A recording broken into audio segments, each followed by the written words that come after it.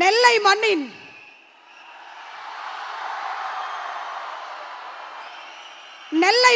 நெஞ்சம் நிறைந்த சொந்தங்களுக்கு தமிழக வெற்றி கழகத்தின் சார்பாக அன்பார்ந்த மதிய வணக்கங்கள்.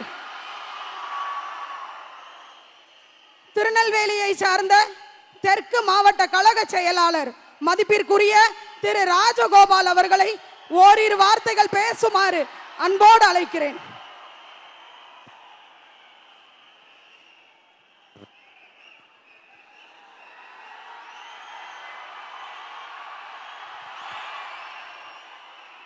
அனைவருக்கும் வணக்கம்.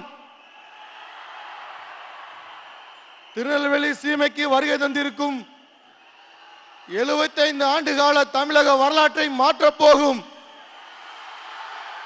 வெற்றி தலைவர் தளபதி விஜய் அண்ணன் அவர்களை வருக வருக என வரவேற்கிறேன். தென்கோடி தமிழகத்தில் இருக்கும் என்னை போன்ற சாமானியனையும் உலகறிய செய்த எண்ணியூர் தலைவனுக்கு காலமெல்லாம் கடமைப்பட்டிருப்பேன். வாய்ப்புக்கு நன்றி கூறி விடைபெறுகிறேன். நன்றி நன்றி நன்றி.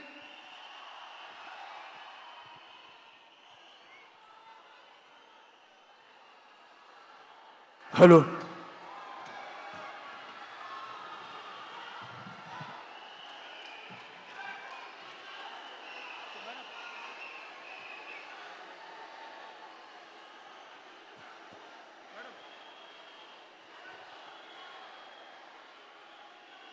திருநெல்வேலி சீமையின் குலதெய்வங்களை எல்லாம் கடந்து வந்த தமிழ்நாட்டின் குலதெய்வமே,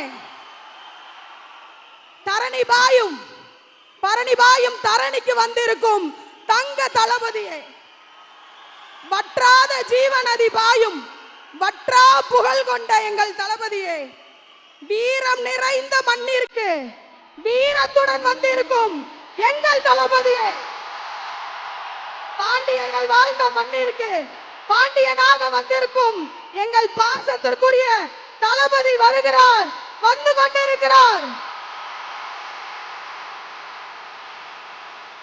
நெல்லை மக்களை மீட்டெடுப்பதற்காக வந்து கொண்டிருக்கும் எங்கள் தளபதியை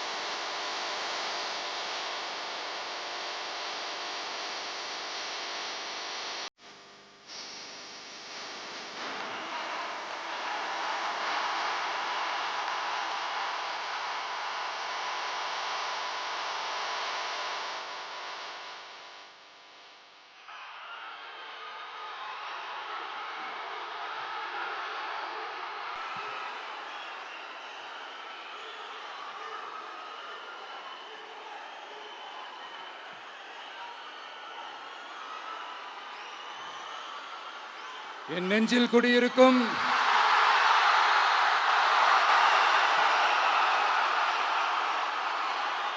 திருநெல்வேலி மக்கள் உங்கள் அனைவருக்கும் என்னுடைய வணக்கம். வணக்கம் வணக்கம் வணக்கம் வணக்கம்.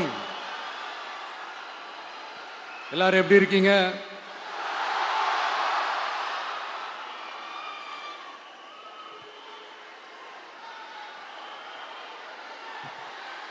உங்க மகன், உங்க அண்ணன், உங்க தம்பி, உங்க தோழன், உங்க நண்பன்,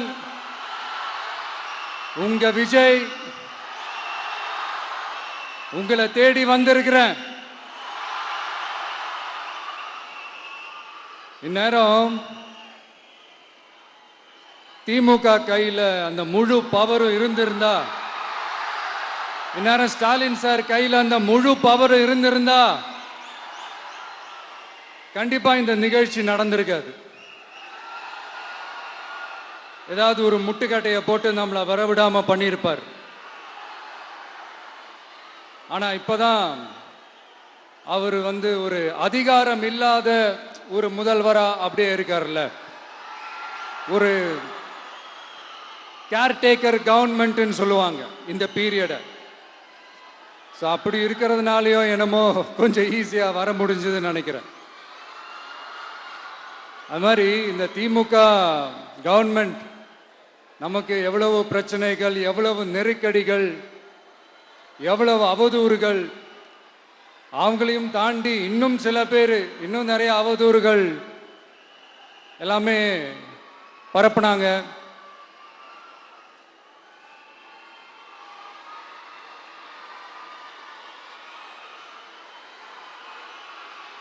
இந்த திமுக கூட்டணிக்கும் பாஜக கூட்டணியுமே இவங்க ரெண்டு பேருமே வெளியில வேணா தனித்தனியா இருப்பாங்க, ஆனா உள்ளுக்குள்ள இவங்க ரெண்டு பேருமே ஒண்ணுதான். இவங்க ரெண்டு பேருக்குமே ஒரே நோக்கம்தான். அது என்ன நோக்கம் தெரியுமா? உங்களுக்காக நல்லது செய்ய, உங்களுக்காக உழைக்க, உங்களோட கூடவே நிக்க இந்த விஜய் வந்துடக்கூடாது. அதுதான் அவங்களுடைய அந்த நோக்கமே. ஏன்னா இந்த விஜய் வந்ததிலிருந்து அவங்க நிறைய இந்த ஊழல்லாம் செஞ்சுக்கிட்டு இருந்தாங்கல்ல, ஒரு லிஸ்ட் போட்டு சொன்னல, அதெல்லாம் அவங்களால செய்ய முடியாம போச்சு. எல்லாத்துலயும் மண்ணு விழுந்துருச்சு. அதனால செம்ம கோபத்தில் இருக்கிறாங்க என் மேல. அதே மாதிரி அடுத்து ஆட்சிக்கு வர முடியாத ஒரு சூழ்நிலையை மக்களே நீங்களே ஆல்ரெடி உருவாக்கிட்டீங்க. இந்த கூட்டணி கணக்கு, அந்த கணக்கு, இந்த கணக்கு எதுவுமே எடுபடல. இந்த அரித்மேட்டிக் கணக்கு, மேத்தமேட்டிக்ஸ் கணக்கு எல்லாமே மண்ணுக்குள்ள புதைச்சிட்டீங்க. அப்புறம் இந்த கொள்ளையடிச்சு வச்சிருக்கிற இந்த பணத்தை எல்லாம் வச்சு கல்லாப்பட்டி கூட்டணின்னு ஒன்று சேர்த்து வச்சிருந்தாரு. அது எல்லாமே இப்ப கலகலத்து போய் நிக்குது. டாப் தனியா, பாட்டம் தனியா, ரீப்பர் தனியா, ஜாயிண்ட் தனியா, அப்படி நிக்குது தனித்தனியா. எல்லாமே அப்படியே ஒட்ட வச்சுக்கிட்டு இருக்கிறாரு. கூட்டணி கட்சிக்காரங்களே ஒருத்தருக்கு ஒருத்தர் ஓட்டு போட்டுக்க மாட்டாங்க போல் இருக்கு. அப்படி இருக்கு நிலைமை இந்த திமுக கூட்டணியில. சரி, இவங்களுக்கு தான் இந்த நிலைமைன்னு பார்த்தா இந்த பாஜக தலைமையில் மற்றும் பலர் அவங்க நிலைமை இன்னும் மோசமா இருக்குது. அதனால மக்களே, இந்த திமுகவோட நேரடி கூட்டணிக்கும் மறைமுக கூட்டணிக்கும் நம்ம மேல காண்டு.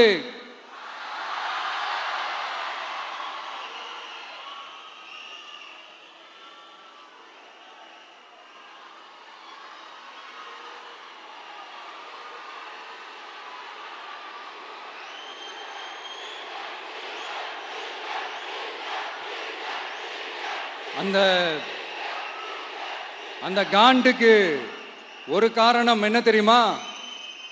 அவங்க வீட்டிலேயே, அவங்க குடும்பத்திலேயே விசில் சத்தம் பலமா கேக்குதான்.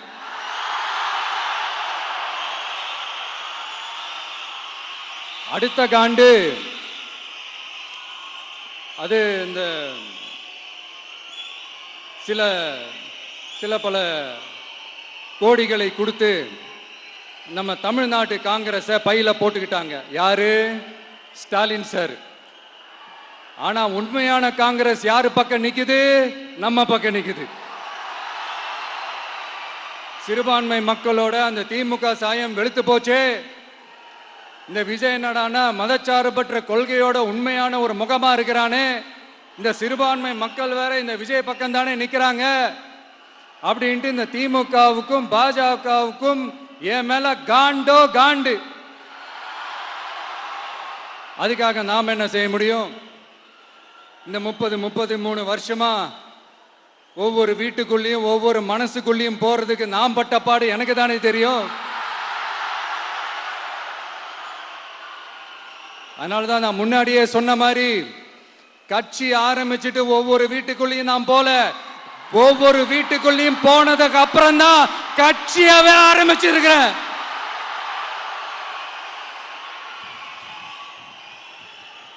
இது இந்த அரசியல் எல்லாத்தையும் தாண்டி இருக்கிற ஒரு உறவு. கட்சி கிட்சி எல்லாத்தையும் தாண்டி இருக்கிற ஒரு உறவு. இது ஒரு பூர்வ ஜென்ம பந்தம். இது சும்மா இந்த அரசியல் ஆதாயம் தேடுறவங்களுக்குலாம் இது என்னன்னே புரியாது. இது மற்றவங்களுக்கு வேணா எலெக்ஷன், ஆனா இந்த விஜய் கூட நிக்கிறவங்களுக்கும் இது ஒரு இமோஷன். நான் சந்தோஷப்பட்டா மக்கள் சந்தோஷப்படுறாங்க, மக்கள் சந்தோஷப்பட்டா நான் சந்தோஷப்படுறேன். எனக்கு ஒண்ணுனா மக்களுக்கும், மக்களுக்கு ஒண்ணுனா எனக்கும். கண்ணு கலங்கும். எவ்வளவு அவதூறுகள். இந்த கரூர் விஷயத்தை பத்தி ஊருக்கே தெரியும். ஆனா போடு, விஜய் மேல பழிய போடு. என்னடா இவ்வளவு பெரிய ஒரு பழிய தூக்கி விஜய் மேல போட்டாலும் மக்கள் விஜய் கூடவே நிக்கிறாங்க. இது என்னடா அதிசயமா இருக்குது அப்படின்ட்டு அது ட்ரை பண்ணி பார்த்தாங்க. அது மக்கள் கிட்ட எடுபடல. சரி, அடுத்து வேற என்ன பண்ணலாம்?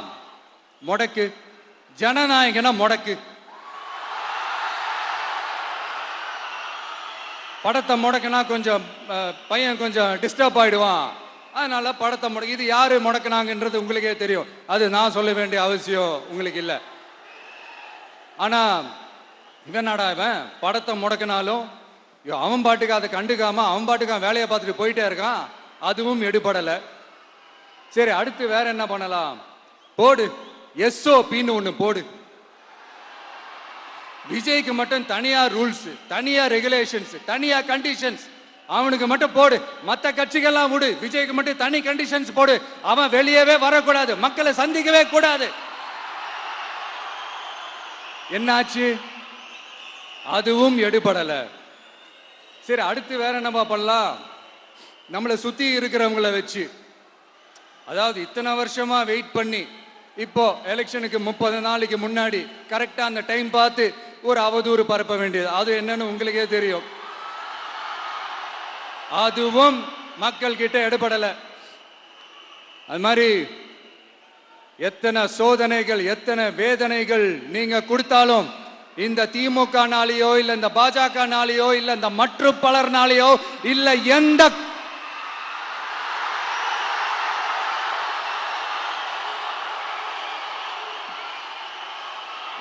வேற யாராலையும் என்ன மக்கள் கிட்ட இருந்து பிரிக்க முடியாதுன்னு சொல்ல வந்தேன். அதைத்தான் சொல்ல வந்தேன். ஒவ்வொரு வீட்டில் இருக்கிற ஒவ்வொரு விஜயும் இருக்கிற வரைக்கும் என்ன மக்கள் கிட்ட இருந்து பிரிக்கவே முடியாது. இப்படி இந்த சொந்த பந்தம் இவ்வளவு ஸ்ட்ராங்கா இருக்கிறதுனால தான் நான் முன்னாடியே சொன்ன 234 தொகுதியிலையும் இந்த விஜய் தான் வேட்பாளர் அப்படின்னு தான் அதை நான் செஞ்சிருக்கிறேன். ஏன்னா நம்மளுடைய வேட்பாளர்கள் யாரும் டாட்டாவோ பிர்லாவோ அம்பானியோ அதானியோ கிடையாது. நம்ம வீட்டில் இருக்கிறவர், நம்ம குடும்பத்தில் இருக்கிற ஒருத்தரை தான் நான் வேட்பாளராக செலக்ட் பண்ணியிருக்கிறேன். அப்படி செலக்ட் பண்ணி தான் உங்ககிட்ட நான் ஒப்படைச்சிருக்கிறேன். அதனால அந்த வேட்பாளர் வேற, இந்த விஜய் வேற அப்படின்னு நினைச்சிடாதீங்க. இந்த விஜய் தான் வேட்பாளர், அந்த வேட்பாளர் தான் விஜய்.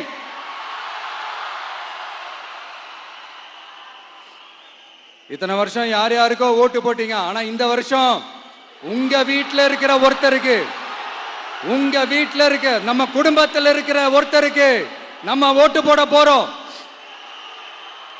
அந்த வேட்பாளர்களுக்கு நீங்க ஓட்டு போடுறது நமக்கு நாமளே ஓட்டு போட்டுக்கிற மாதிரி. அந்த வேட்பாளர் ஜெயிச்சா நாம ஜெயிச்ச மாதிரி. இப்படிப்பட்ட ஒரு எமோஷனலான ஒரு எலெக்ஷனை தமிழ்நாடு இல்ல, இந்தியாவே பார்த்திருக்காது.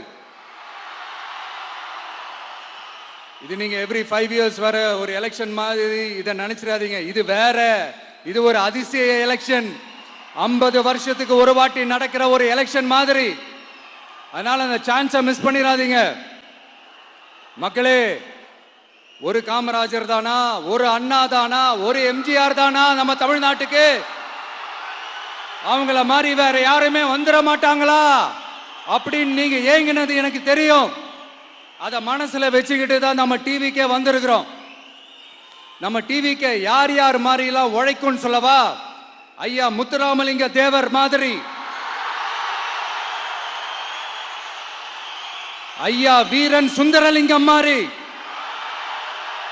ஐயா வாவுசி மாதிரி, ஐயா அழகு முத்துக்கோன் மாதிரி, ஐயா கட்டபொம்மன் மாதிரி, ஐயா ஒண்டி வீரன் மாதிரி, ஐயா குரூஸ் பெர்னாண்டஸ் மாதிரி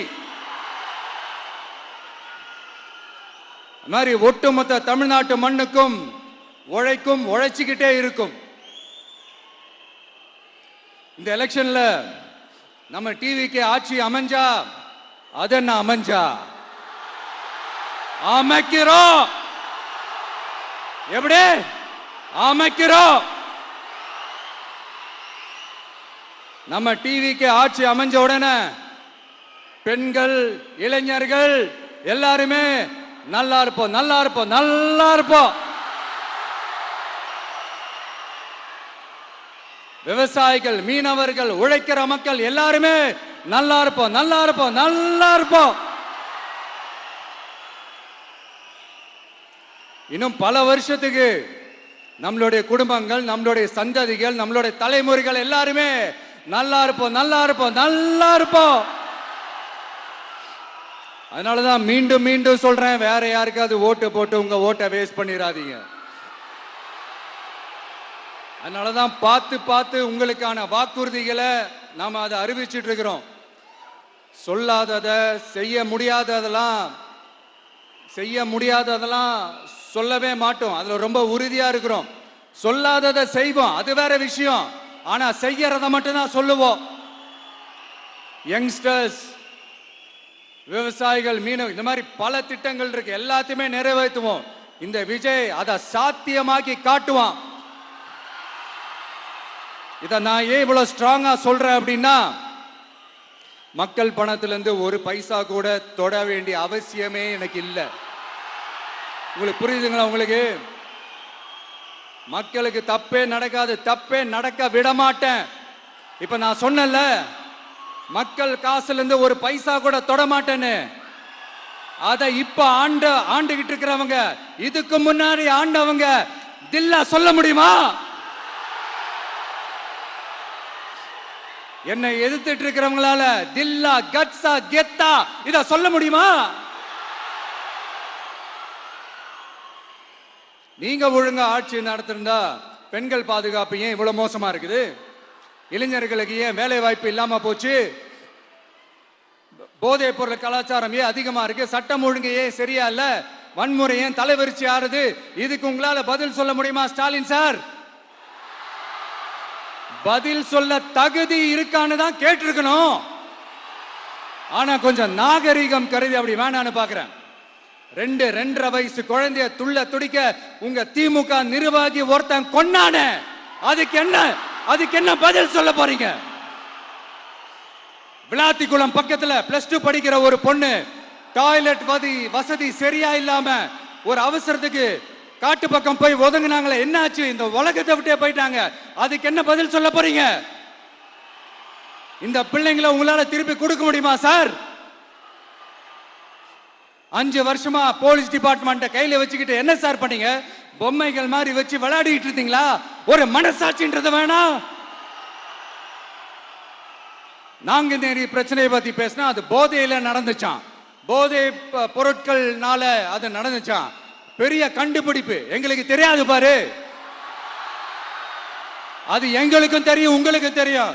கேள்வி அது இல்ல, அதை ஏன் தடுக்கலன்றதுதான் எங்களுடைய கேள்வி. இது மட்டுமா? மணலை திருடுறாங்க, மண்ணை திருடுறாங்க, மலைகளை முழுங்குறாங்க, சட்டவிரோதமா கல்குவாரி நடத்துறாங்க, மணல் மாஃபியா அது ஒரு பக்கம் நடந்துகிட்டு போகுது. இன்னொரு பக்கம் மினிஸ்டர்ஸ் கொள்ளையடிக்கிறாங்க, இன்னொரு பக்கம் குடும்பமா சேர்ந்து கொள்ளையடிக்கிறாங்க. டாஸ்மாக்ல ஊழல், நகராட்சி துறையில ஊழல், இப்படி ஊழல் ஊழல், ஆட்சி முழுக்க ஊழல் ஊழல்லே ஊறி போய் நாரி போய் கிடக்குது. எந்த மூஞ்ச வச்சுக்கிட்டு சார் வந்து ஓட்ட கேட்பீங்க?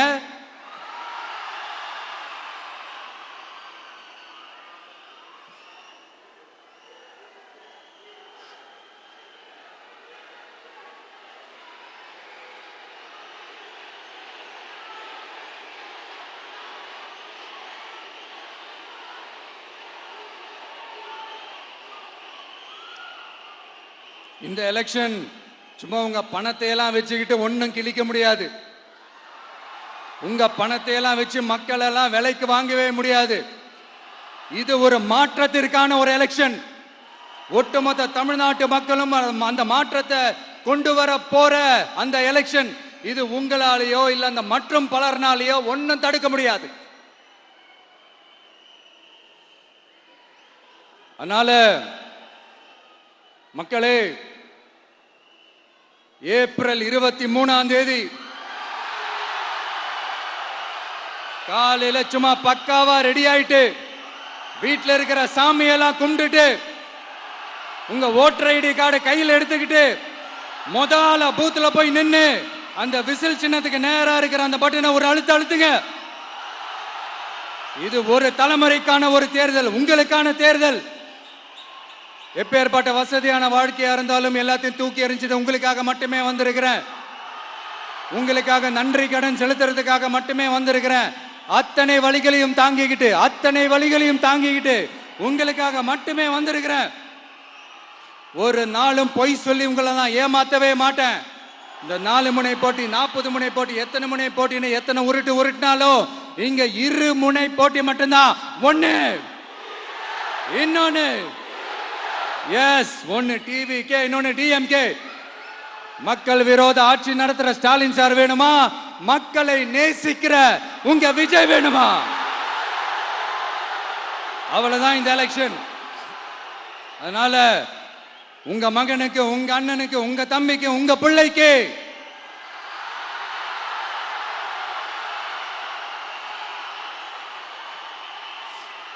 ஒரே ஒரு வாய்ப்பு கொடுங்க.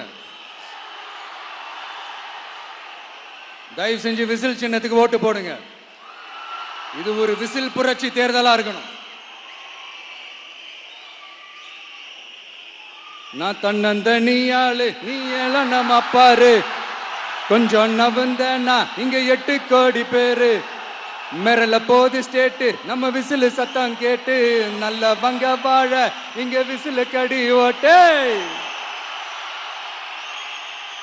கடைசி நம்பிக்கை மக்களை தேடி வருது, அதை இறுக்கி புடிச்சு ஒரு வரலாறு எழுது. உங்க விஜய், நான் வரேன். விசில் அடிக்க ரெடியா? கான்பிடண்டா இருங்க, நல்லதே நடக்கும், வெற்றி நிச்சயம். மீண்டும் சந்திக்கும் வரை நன்றி, வணக்கம்.